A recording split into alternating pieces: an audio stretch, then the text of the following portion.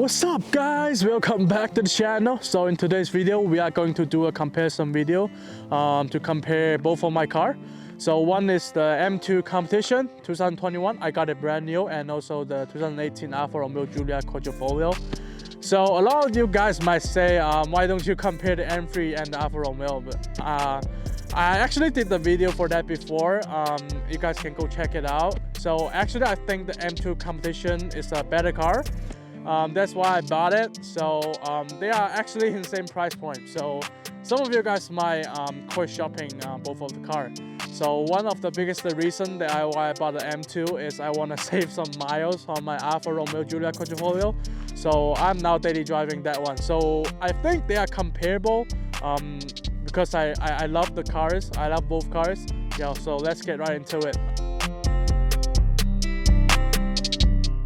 Alright, so we got both car lines up here. So I'm gonna talk about the Alfa Romeo first. So for the front end of the Alfa Romeo, you can definitely tell this is Alfa Romeo by looking at that triangle grille. And the headline, you can recognize it on the road because it's too unique. For the BMW M2 Competition, it just looks way more aggressive than the Alfa Romeo. I like this a lot. For those black grille and also the headlight, all those stuff, make it together just looks so menacing. So move to the side. I think for the side profile, I like the Alfa Romeo better. I like the four-door better. Some people might like the coupe better, and also M2 have a shorter wheelbase. It makes up the side profile too. And let's see the brake. So the M2 have a 6-piston brake, which is very good. In the OG M2 and M3 and M4, they only 4-piston brake, I believe. For the wheels, I don't really like it. I might change in the future because I think this one have too much going on. For the Alfa Romeo, you guys can see yellow brake calipper. This is a carbon ceramic brake, which is optioned, and also those wheels just look so amazing, fantastic. I mean, you can only see those wheels in the Alfa Romeo. So move to the mirror cap. I think BMW really nailed it for the mirror cap. For the Alfa, it's just normal cap. So move to the back. I think the Alfa Romeo definitely wins that one because it is so aggressive. Look at that diffuser, and also the exhaust tip, and also the blackout emblem, and the wings just make it so aggressive. For the M2, I think it's okay. I mean, it's not as good as the Alfa, and also one thing here, the muffler, I think it sticks out too much. But overall, I think Alfa Romeo is have better side profile, and also the rear end. But the M2 just have a way better front end. I really like the front end of the M2, but yeah, Alfa Romeo is a unique car. It's very like the personal taste. I like the Alfa better for the exterior. Yep.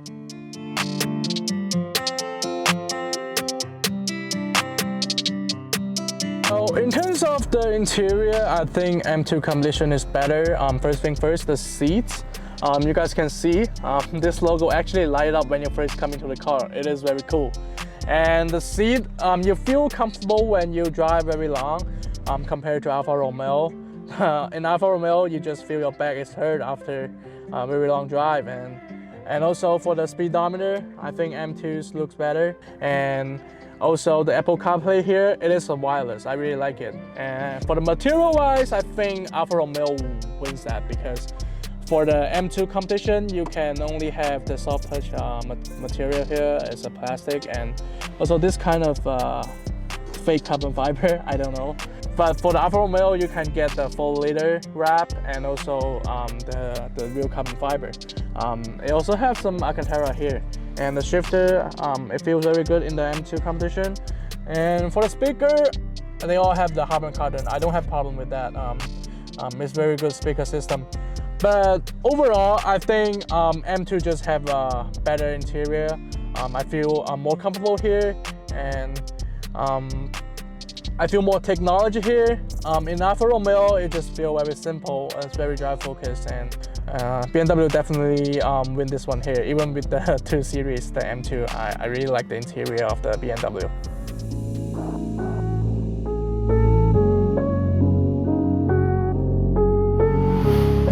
So we are in my M2 competition right now.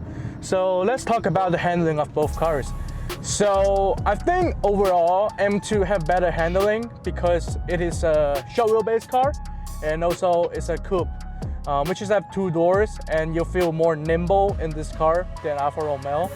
But I'm not saying the Alfa Romeo handling is bad. I actually think the steering rack of the Alfa Romeo, is better because it have a closer ratio. You feel everything quicker than M2 when you drive that car. Every time you turn, it immediately give you the feedback that you want. But for the M2 competition, I feel like the steering rack is a little bit, fake. I don't know if that makes sense. It's still very precise, but it just don't give you that feedback that Alfa Romeo can give you. So overall, I think M2 is better handling car, but I just like the Alfa Romeo's steering feeling more. And I also want to talk about the transmission of both cars. So for the M2 competition, you can get either the 7-speed double clutch and also the 6-speed manual. But for the Alfa Romeo, you can only get it in the ZF8 speed. I actually drove the DCT before, but I don't really like that transmission. Even though it is fast, it is a double clutch. So even though it is fast, but it's not for good daily driving, because for the first and second gear, you just feel too jerky. You almost feel like the car is playing you around. But for the ZF8 speed from the Alfa Romeo, I think it does everything very well. Daily driving on the track, it just better overall transmission. But at the end of the day, I would choose manual. If you guys been following around, you guys know how much I love manual transmission. So I really like the manual transmission because you feel more connection between you and the car. It's not like you're just driving. You feel like you are actually doing something. Like you have the fully control of the car, the shifter, and also the clutch. It just bring all the experiments together.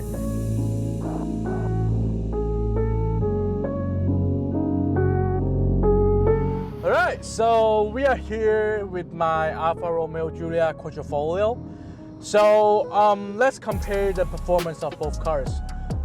So for the Alfa Romeo Giulia Quadrifoglio, it has the V6 twin turbo, which can produce 405 horsepower and also 443 pound-feet of torque. So for the M2 competition, it has the flat 6, which can produce 405 horsepower and also 404 pound-feet of torque. There's a 100 horsepower gap there. So I think the M3 is more like a competitor of the Alfa Romeo Giulia Quadrifoglio. So I kind of feel M3 is even slower than the M2 competition. I don't know why. I just feel the M3 too big. That's why I bought the M2. So in terms of the acceleration, I think Alfa Romeo wins it because it gives you that feeling. I feel like Alfa Romeo have more personality than the BMW M cars. And also the sound, you guys can hear it.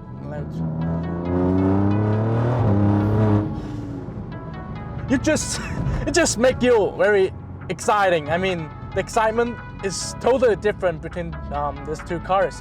So in terms of weight, Alfa Romeo weighs less than the M2 competition by a lot. This car weighs 3,360 pounds. The M2 competition weighs 3,600. I don't know why. Maybe this car have a carbon fiber hood and also the roof, and maybe that makes up the weight. So M2 is just feel smaller, feel lighter, but actually is heavier. So for the performance, this car can do very quick lap time around the Nürburgring, but the M2 doesn't. Whatever, you don't buy car for Nürburgring time. So this is my point of view for the performance, the acceleration. Alfa Romeo really wins that one.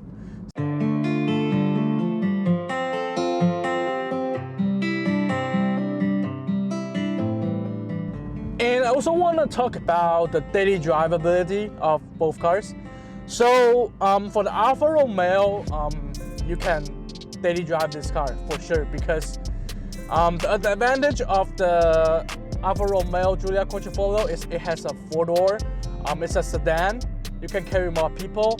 But in the M2, you can only have 2 doors, and the trunk space is, I think M2 is a little bit better, but they are kind of the same. The most important thing is the suspension. So in the Alfa Romeo, you got the adaptive suspension from the factory, but in the M2, it's fixed suspension, so you cannot adjust it. So Alfa Romeo suspension is more compliant. You can like choose the mode of the suspension. For the soft mode, you can almost daily drive it. For the firm mode, it's very firm. But for the M2 competition, you're always on the firm mode. You don't feel very comfortable when you're driving around. So if you want to daily drive your Alfa Romeo Giulia Quadrifoglio, you gotta choose the normal seat. So I don't really like the seat of this one. It's good on the racetrack, but if you drive it every day, you don't feel very good because your back will hurt. But it holds you in place very well. That's what you want in the track. M2 is more comfortable for the seat, but for the suspension, it's not. It's not even close for these two suspensions. So I think Alfa Romeo Giulia Quadrifoglio is overall, daily drivable car. For the M2, I think you really have to get that as a second car.